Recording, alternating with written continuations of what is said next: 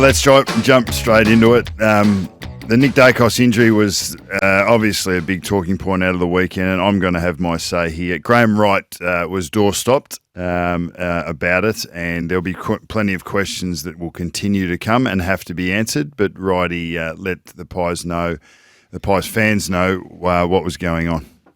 That's what we're told medically. It'll be 6 weeks. That's obviously going to take a little bit of time to heal, but the guys feel confident that that'll be around about the timeline.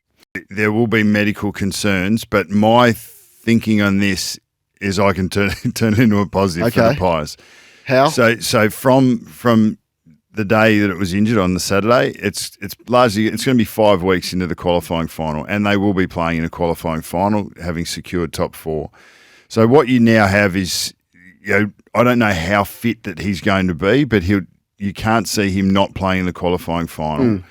That individual, that drive, or that club, and where they're at, when you get into a final situation, you want to be able to hit that. So you're not going to have the next 3 weeks. You're not going to be able to bank his 30. You're not going to be able to have his run off half back. Your opposition are going to have more time to plan for other elements of your game. But then again, you're going to be a little less predictable. And you won't have his decision making and his just general wherewithal that he's displayed so brilliantly as a young player over the last 20 months. But you're going to have to create a little bit more. So does Jack Crisp come off half back? You've still got Noble and Quainer and Markov, who's going to give you that run off the back, so you can replace that. The midfield's the place that Collingwood are going to have some answers. With Adams, Mitchell and Pendlebury, it's 2-1 paced, and Daicos going in there has helped them. So they're going to have to find a way of manufacturing a little bit more grunt through the middle. De Goey becomes more important than ever. And potentially there's a need to inject some more ball winning in there. So that balance is going to be important. But you've got 3 weeks to do that leading into. Do they have the personnel to do that? I think De Goey's needed forward more. I think De Goey needs to play the Petrarca role. Well, he pretty much does. Well, no, I think he's more midfield now. And I watch for 10, 12-minute blocks of games, and I don't see him. I don't notice him impacting through the midfield. I want to see him winning his footy front half. He kicked 2 terrific goals, but play midfield full-time, getting 17 touches, not going to cut it. He needs to look at what Petrarca has done. The forward line is an issue for them as well. Let's be honest. McStay's a 1 goal a game player. Mycheck's 1.5 goals a game. If Elliott gets beaten, I'm not sure there's enough avenues to goal with Johnson and Cox up and down and in and out of the side. De Goey's the wild card for me, forward and centre. And in my mind, he's been the best midfielder strike midfielder of the season. Bontempelli's had a great year. Daicos, Goulden, we know, has been up there. Those guys will be up there for Brown. You don't feel like he's dropped off since the suspension? In and out of the side, he hasn't had as much continuity this year as last, but I think he's continued to be the most dangerous sort of mid-forward with Petrarca. He plays a similar role as him, but I think his burst out of stoppage is as important as any. I think that a month ago, 2 months ago, people were going too hard on Collingwood to say that it's them by how far. Well, there's so much that can happen in a season, and we're seeing that right now. I think people will equally discount Collingwood now based on 2 losses in a row and a performance against Hawthorn, who actually played out of their skins and played really well, and one really poor performance by Collingwood. So I think that there's still a lot to play out in this year, as there was a month ago, as there is now. But I think the Daicos injury now doesn't hurt Collingwood because they have 3 games to look at what they might be able to build in and around, knowing that he's going to come back. Much the same way Carlton have been able to put their form together, and they've still got players that they can add to the mix as well. But I don't think it's as bad and as dire as people are making out right now. I think when the sun comes up tomorrow... Yeah, I don't think anyone's really jumping off the Pies. Because who's going well? No, I think there's opportunity for them. Yeah, I don't think anyone's saying... But I think what you are saying is that there is now evidence of a blueprint, if that's the right term that you want to call it, of how you can have success against Collingwood. And have they lost a bit of that invincibility, the aura about we're going to come back from anywhere? We're unstoppable. Yep. Because you've shown that when you bring enormous pressure, There's a few players that get jumpy, as there is from every team. When you shut down the middle of the ground, when you don't let their interceptors mark the ball, and when you match them in the midfield and you give your forward a chance, their defenders can become vulnerable. But that's the case with every side. And I think that's awesome. How good is it for the season? And Collingwood have been brilliant for the competition in the way that they've gone about it. Craig McRae, the way he's coached, has been brilliant. They're in the middle of a lull. And but the game against the 3 weeks ago against Port Adelaide was a great win. Yeah. They've had a couple of losses. Their opposition were terrific. There's a little bit of bleeding there, so people will come for them. I thought my second point is that you have certain games in when you look at the long term, you're trying to build something, and Hawthorn have clearly stripped back and they're trying to build something. Sam Mitchell, a young group, young leadership. You need validation games. You need games that prove that you're on the right track and that show that you're going to head where you want to get to. Agree. And that was definitely that game on the weekend. To validate that, there's 4 tackles that I want to highlight. Newcomb's tackle on Markov. Collingwood were running through half-back. They had a handball chain going. They normally get out, and it was only a couple of goals of difference late in the third quarter. Newcomb stuck the tackle on Markov. Ball went back the other way, and Hawthorn kicked a goal. Lewis's chase down tackle on Murphy, which injured Murphy. But to see a big unit like that, getting up and about and being prepared to put that pressure on. Scrimshaw tackled DeGoey in the middle of the ground. Half, which was Scrimshaw at Gold Coast was known as a skillful player who wasn't prepared to put his body on the line. Hawthorn were more physical than their opponent, and you can't best a good team. You can't win in a game of football unless you're prepared to be more physical and contribute in those areas more than and win the wrestle more than your opposition.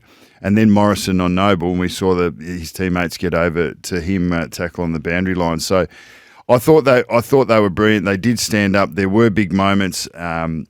Sam Mitchell went on to talk about his leadership. Sicily, as a relatively young captain, he's 28. He's coming into the prime of his football years. The next 4 or 5 years is going to be his best footy, which is scary given that he's been able to put himself in this position over the last probably 3 years. Remember, he was played as a flaky forward. He'd go forward, back, and big temper. Couldn't really trust his demeanour. Yeah, prodigiously talented, but now he's been able to grow into himself. He's probably a little of a late maturer in an emotional sense, but all credit to him and to the club to being able to bring him along. Will Day through the middle, Dylan Moore in the forward line. Love John Newcomb as a midfielder. I just think that right now Hawthorn supporters should be feeling pretty happy with themselves. They're not going to play finals. They've only just won their 6th game for the year, but how good does it feel when you get validation that you're on the right path? From where we thought it was going to be in the first 2 or 3 weeks of the season to where what they've produced, that they've exceeded the expectations I would have thought, and that game was really important. Just on Chad Wingard, his last month, the hunger that he's playing with and the intensity that he's playing with has shown that he's got a lot of football left in him. Now, whether that's at Hawthorn or not, I'm not sure, but he is a player who's playing for his career, and it's been wonderful to watch. I love the way he's attacking the footy, he's getting after the opposition, he's always had that skill. So, from the way that his career's panned out versus when he first arrived, I thought he was going to be just this extraordinary player that would go on to build an unbelievable resume. It hasn't worked out that way for him, but I love to see him still hungry as ever and still trying to revitalise and keep his career going. On that, he won't like this and his manager won't like this, but he needs foot on throat, 1-year deals 100% until he's done. That is a fact. So there's some players that get comfortable with that long-term security that you get with a long-term deal. So keep him on edge, play as if your last game every week, and that's what you get. So that was a terrific turnaround. Let's talk about the Blues. Yeah, what I want to focus, pardon me, mate, on Carlton is their stingy defence. The fact that they've just won their 7th game in a row, and we're focusing. They look like they're up and about. Their stoppage clearance game is going. They're starting to score more heavily, and they found a way around a very well coached St Kilda on the weekend. But I want to take everyone back to after they lost to Collingwood in round 10. It was their 5th loss in 6 weeks. And Vossi said this in his presser about where their focus was going to be. Look, I don't want to be walking out of here and being lost on the message that defensively we're not good enough right now. Where's the damage gone out of your game? You can't get out of stoppage. You're not scoring. Your big forwards aren't firing. Not giving him a chance. Yep. But I thought he came out of that game and he made a statement around their intent of how they were going to go forward. They were the 7th best defence in terms of points scored against after round 10. Since round 10, they are number 1 by about 9 goals. The next best side is GWS in terms of points scored against. Collingwood are still up there, and because they've been very good defensively, but Carlton have been so good defensively. They've done it in 2 ways. The first way has been their elite pressure on the ball. They are the best pressure team. No one puts more heat on the opposition when they have the ball in their hands in the last 10 weeks, and that has allowed intercept defenders, Wiedering, McGovern when he's in the side, Newman and Sard to be able to run off and to get more involved in their offense, but it's come about because of their elite pressure at the ball, and then when they've gone forward, they've slightly changed their forward setup, and their smalls have got to work. So it's a credit to Vossi. This is second time around for him. He wouldn't have. There's no coach that's been under more fire at any stage throughout the year than Vossi. And he was able to withstand that. He kept his team and his staff and his players focused on what he felt was his philosophy around how he was going to build his best team. And it's a credit to him and the players that got in behind him that they were able to focus on what they believe is the thing that's going to get them. A lot of talk about who the coach of the year is, and the names are there. Kingsley's been mentioned. Clearly, Craig McRae's been mentioned. Simon Goodwin's been mentioned. But let's chuck Vossi in there for differing reasons, to be able to turn and flip his season mid-season with the pressure that he's under. Even after that quote, they lost their next 3. Yeah. After that, Michael Voss is coaching for his career. Carlton fans ring up talkback stations like us and ripping shreds off him, and they wanted him out. So to be able to do that and turn it around, a lot to play out, but let's put Michael Voss in the conversation for Coach of the Year. Beautiful. Well, I want to ask and pose a question around Brisbane's engine room, and I don't think they found the answer to it. I don't think Will Ashcroft, he is definitely a loss for Brisbane. The fact that he won't be coming back, ask the question to them, how are they going to fill his role? How are they going to replace his clean hands inside? But the reality is that they, even on the weekend in that win against Fremantle, they got smacked in the midfield, and they got smacked because they don't have leg speed in there. So you've got Neil and Dunkley, who looked one-paced early but were able to grind their way back into the game. Jared Berry, who's been running with a little bit. McCluggage came in, has got more midfield minutes. They rely so much on a Zorko and a Bailey and even a Charlie Cameron, who came in and got involved in the second half higher up the field. But this team, they don't have the leg speed through the midfield, and they can't afford. They controlled the tempo of the game and the transition by kick marking a lot in the first half. Yep. But they had to free that up to give themselves a chance to score more, and that happened. But I feel like sometimes the game can be too fast for them, but it can be too slow for them. Their sweet spot is a little narrow at the moment. So they were able to grind that win, but I saw concerning aspects to their game that they're going to have to address in the next 3 weeks. There's not a team right now that doesn't have a couple of concerning aspects to their game. Well, Carlton and Melbourne are the form teams. Yeah. Then you'd have to argue that GWS, so Sydney's win against GWS puts them in a really interesting category, because GWS have won 8 of their last 10 and are at top of the form ladder of the last 10 weeks. Is it possible that the best teams in the league are not currently in the top 4? Take out Collingwood and Melbourne, but I'm not sure Brisbane and Port Adelaide are in the top 4 teams in terms of form. And would you rather play Port or would you rather play Carlton at the moment? Would you rather play Brisbane or would you rather play Sydney? It's an interesting question, but that's the reason it goes for 24 weeks. Well, that is my 5th point. Like, coming into round 22 and having a look at, like, we're still 3 rounds out from the finals. There are 6 games this week that look to me like they are there's huge matches, and you don't know about whether you're in form, whether you've got injuries, whether you've got availability. It's all different. But remember, Chris Scott said a couple of weeks ago, said we are the danger. He's not quite as bullish as he was, but he's still up for the fight. Looking forward, Collingwood played Geelong on Friday night. Like, given the situation of both of those teams, it becomes a pivotal game for Geelong to make finals and Collingwood to start riding the ship and finding some of their best football to move back in. Then you've got, on the Saturday, you've got Sydney are playing the Gold Coast Suns, and Sydney are still in the mix, and Gold Coast may or may not believe that they are. You've got Brisbane playing the Adelaide Crows. I think that's a huge match up there at the Gabba. I've been a fan of Adelaide, and I think their best football is as good as there is around. They need a scalp away from the Adelaide. They do. And I'm not sure they're going to get it with Brisbane in their form at the Gabba.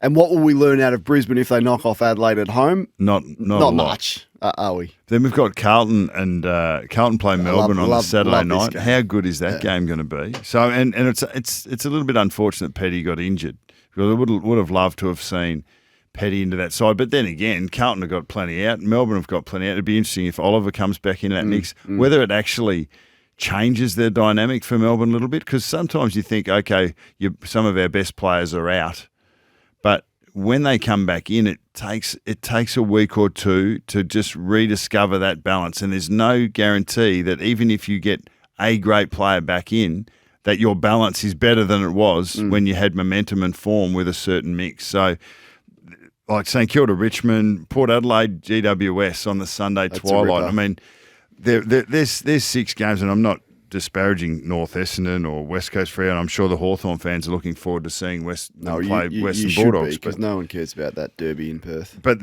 Friday night, it's the banged up cup. You got two sides that have lost a lot of players that have lost face. You got plenty of people that the premiers from last year, and pretty much everyone thought that the premiers from this year in Collingwood playing each other on Friday night would be fascinating viewing.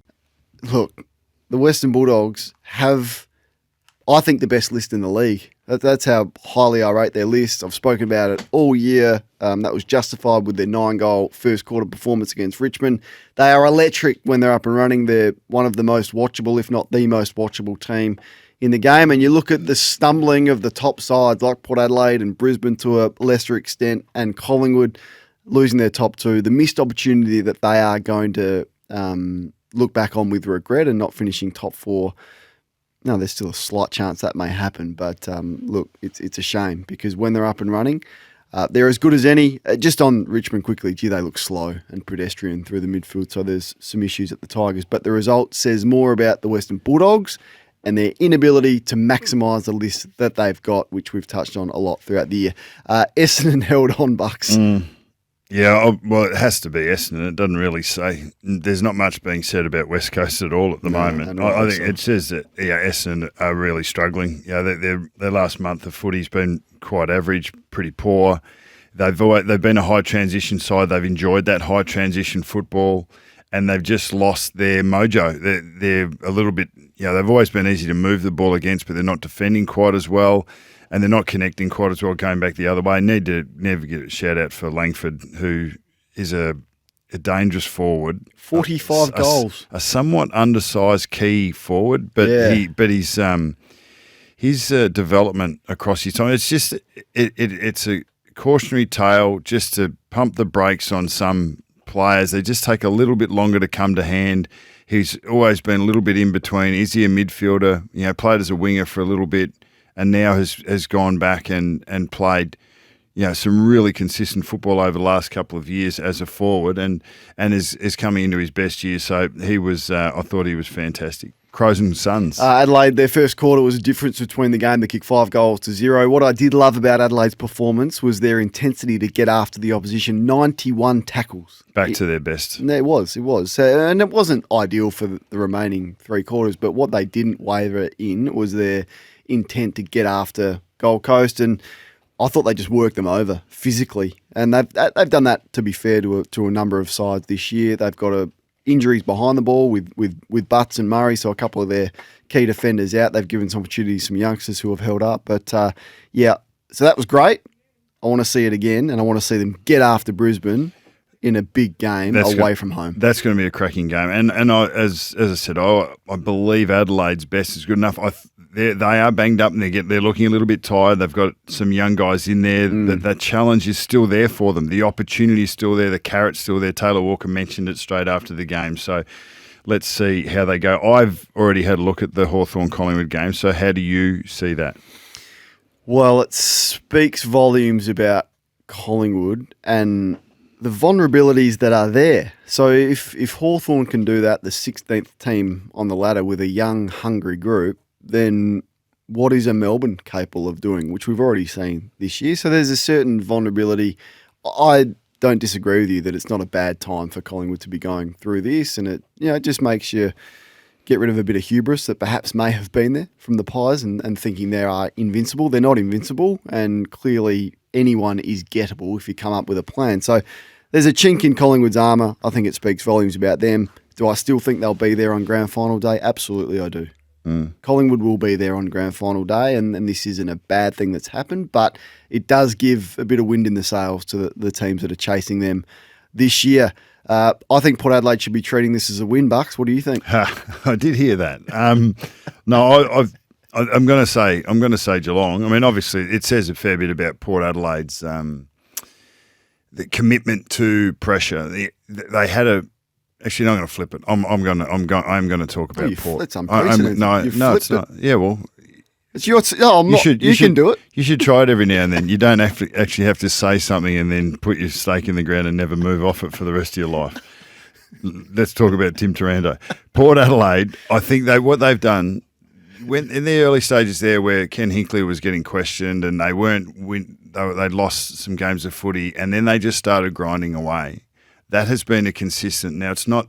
They've been able to win games of football because they've been the depth of their team down to their 17th to 22nd player has been competitive.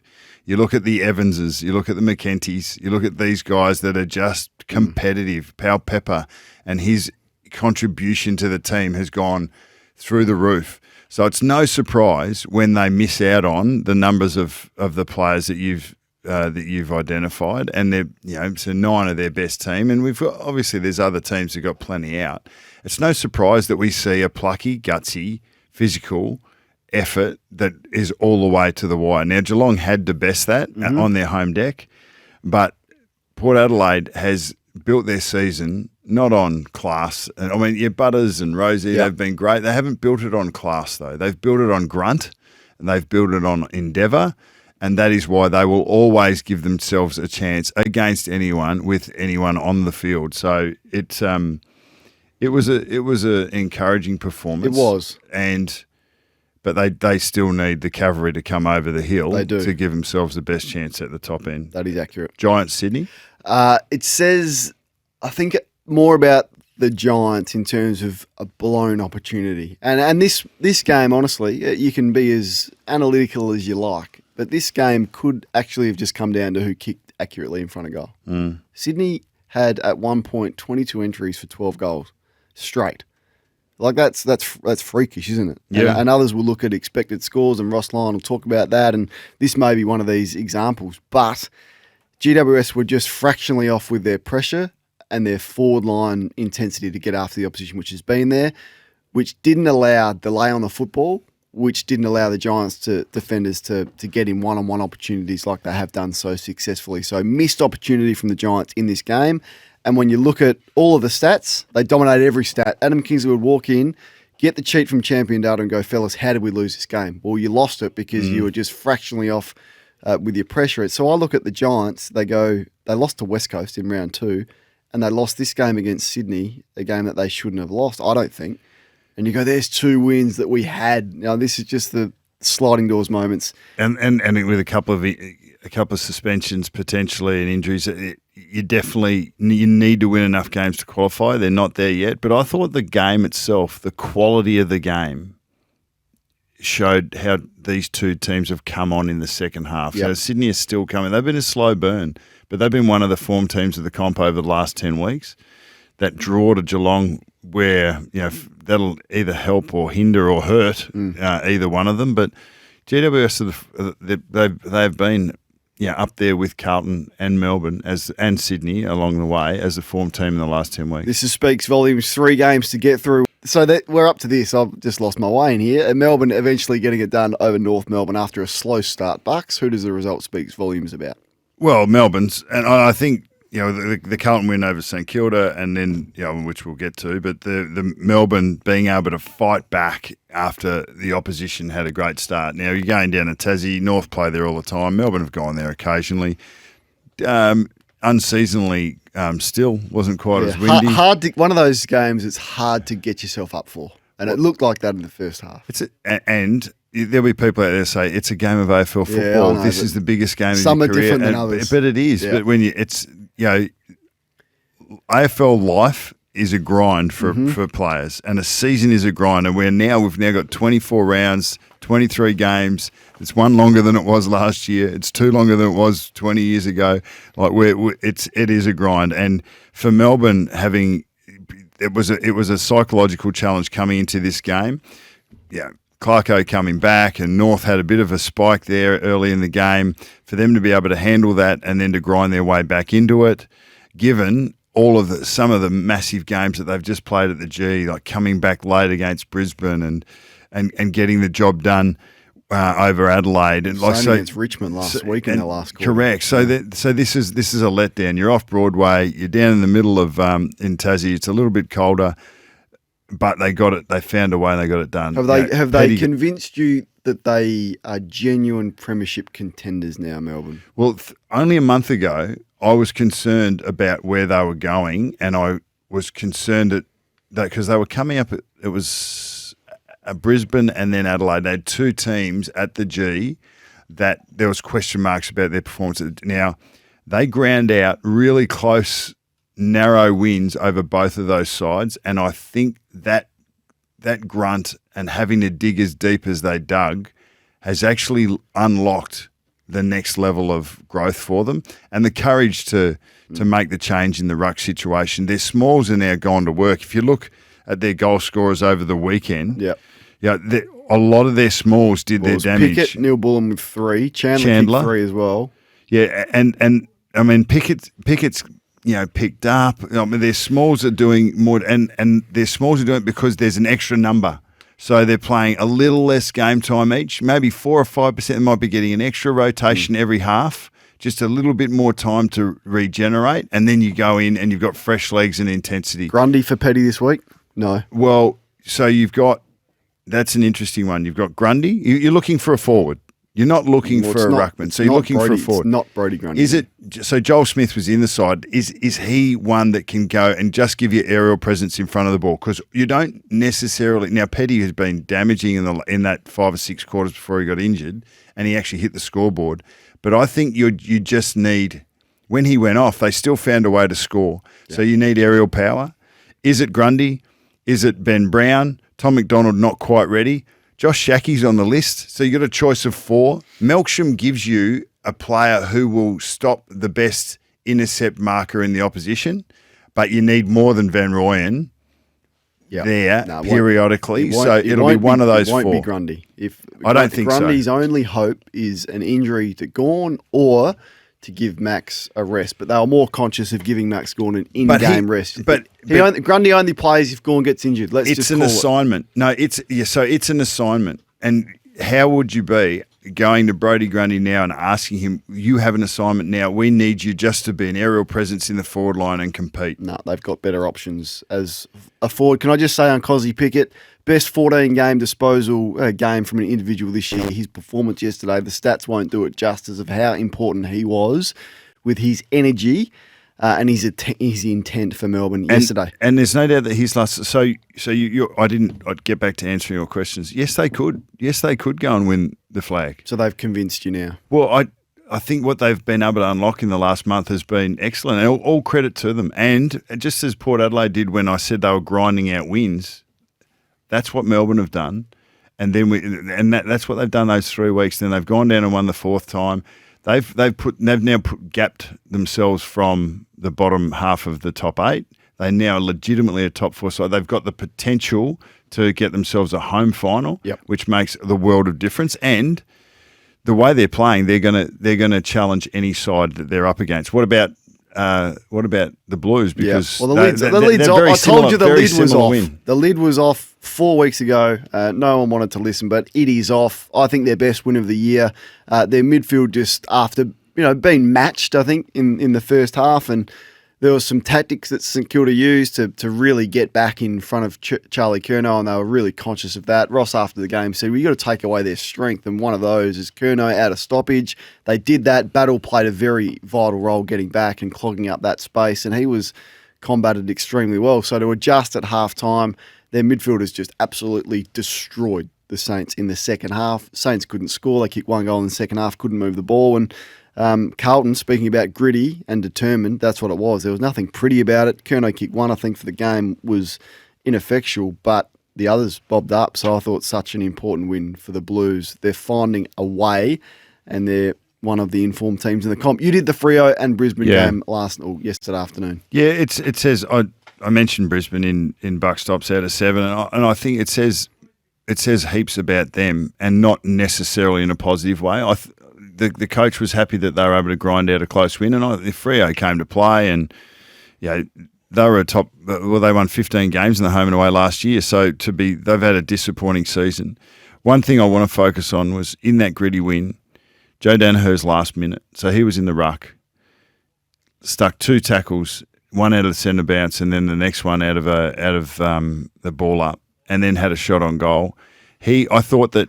Yeah, for a guy that gets maligned sometimes for his attitude and effort to and in a game of football, when the game was on the line there, he was the one in the Brisbane team that showed the most want and endeavour. So if you're going to cop your wax when you look lackadaisical, you need to get a pat on the back when you do it well, and I thought he was first class. But speed across the midfield is going to be Brisbane's question that they need to answer between now and the first round of final. Bucks, should teams be allowed to inject their medical sub into the game if a player is off getting a concussion test, considering we are going to be so paranoid about testing every single head knock that a player receives? That's a great call.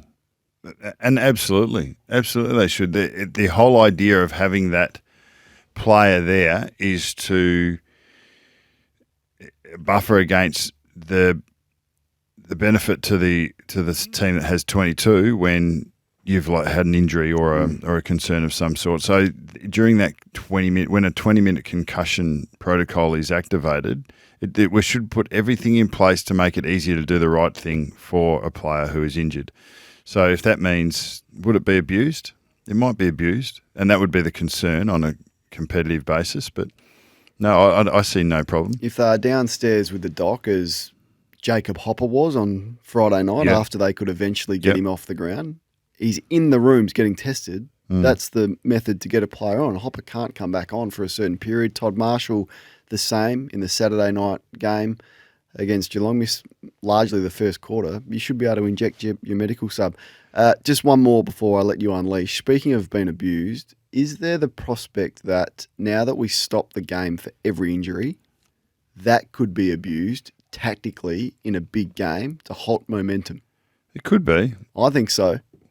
It won't be the coaches that do that either. It'll be Players call. Yeah, a smart player who. Well, we've already seen it happen. I think Hoskin Elliott was down over in a game in Perth, and he went to stand up, and Scott Pendlebury said, "No, sit back down. You're right. You're near enough the stoppage. We'll have some time to work it out." Stop the game. Yeah, halt the momentum. Why do we do that? The writing of the rule has not changed. The interpretation has, though.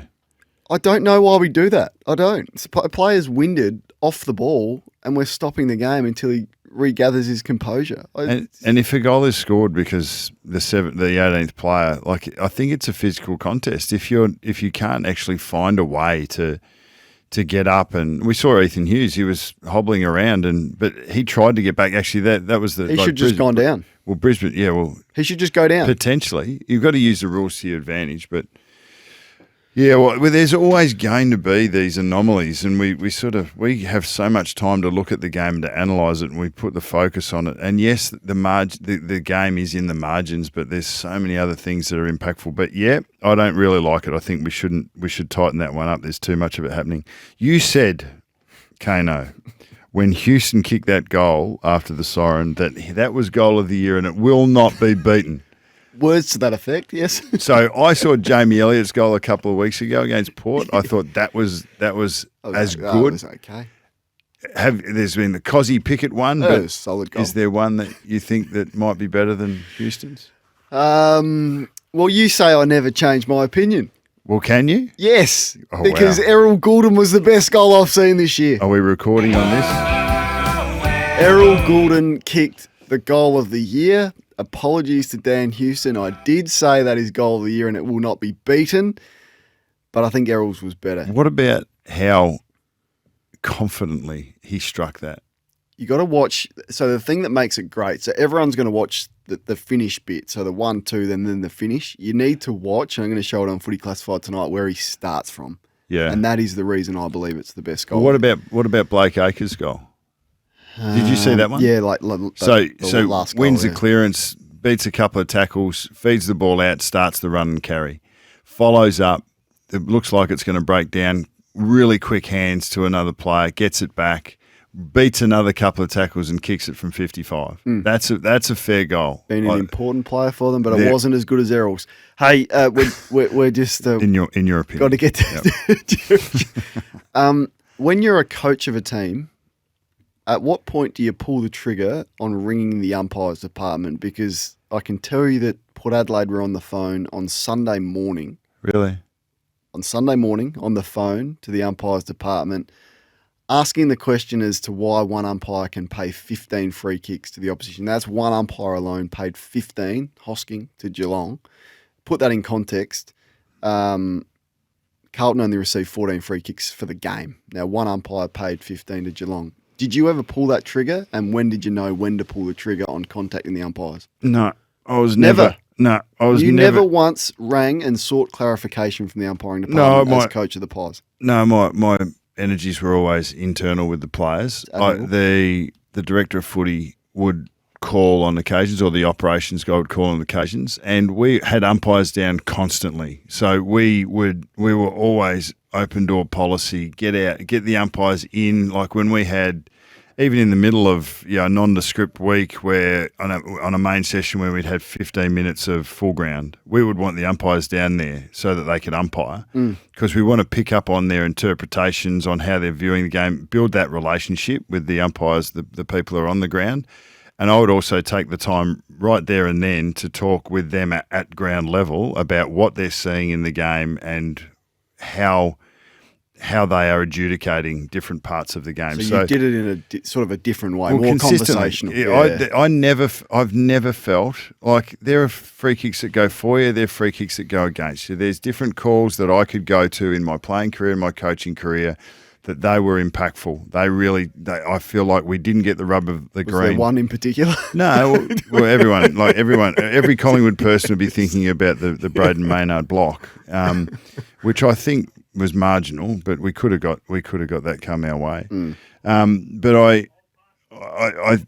I never felt like that I was compelled. I had no question in the integrity of the umpiring department. I've never had any question that of how hard a job it is.